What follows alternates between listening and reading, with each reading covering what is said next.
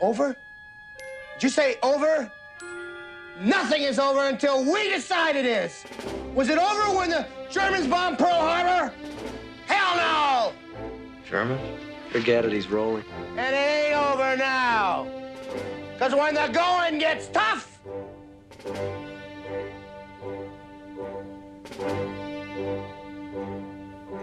the toughs get going. Who's with me? Let's go! Come on! Ah!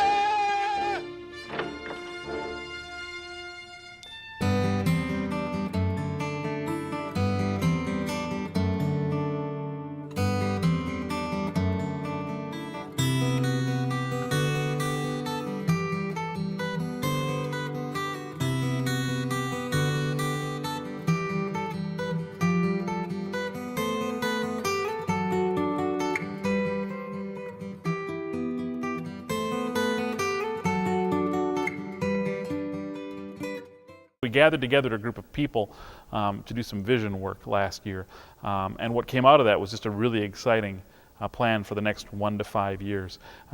We want to really 4 goals. We want to create standards and guidelines for adults who work with youth that will be helpful both for the professional and the volunteer to know what to do and how to do it, and where resources are, and what they need to advance and grow in their vocation.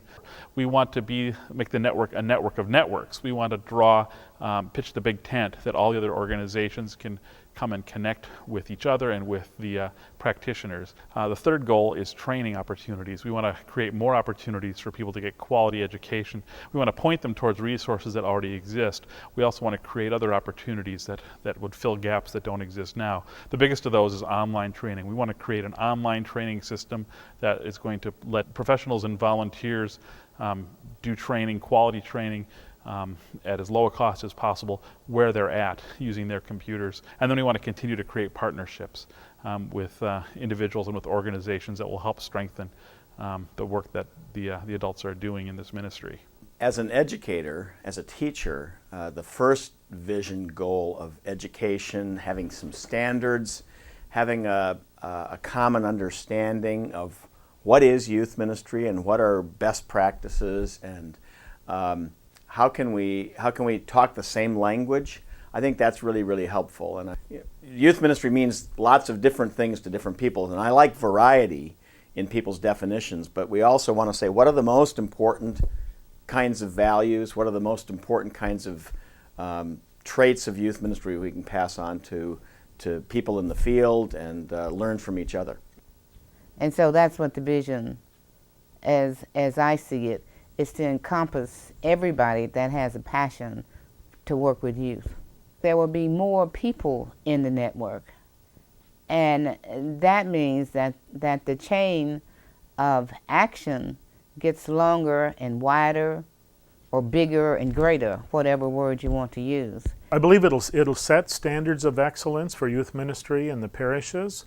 I believe that this vision will provide opportunities for continuing education that will help professionals, both volunteer and paid professionals in youth ministry, to improve their skills and to become more effective in empowering young people to be leaders in their church. I think the biggest asset will just be a common direction that we can all move towards together, and each using our unique gifts and our unique thoughts along the way, because it's a ever-changing, breathing kind of thing. I hope nationally that this vision brings youth ministry more to the forefront of conversations in the church. But this is strategic, and it's going to take a lot of the momentum and a lot of the people that have gathered and send them back out in really strategic ways to not just to grow the network, but to allow the network to have a more significant impact on ministry in churches and synods and the denomination, and perhaps even beyond that. With the vision, we keep it relevant, we keep it active and alive for years to come. That impact is going to be nationwide. It's not going to just be happening in Kansas. It's going to be happening in New Jersey. It's going to be happening in New England. It's going to be happening in California. That this will be just the fact that it's happening.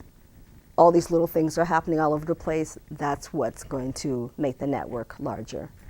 to have an opportunity to engage in an online training experience. So that stuff is to be developed, but it's just a very exciting future for us. For those, in particular, I think it's going to affect those adults who work with youth in congregations that don't have any kind of training that would actually like to go into theological issues, family systems issues, biblical studies issues, theology of ministry, any kind of things like that. I mean, it's just so wide open that it's kind of exciting.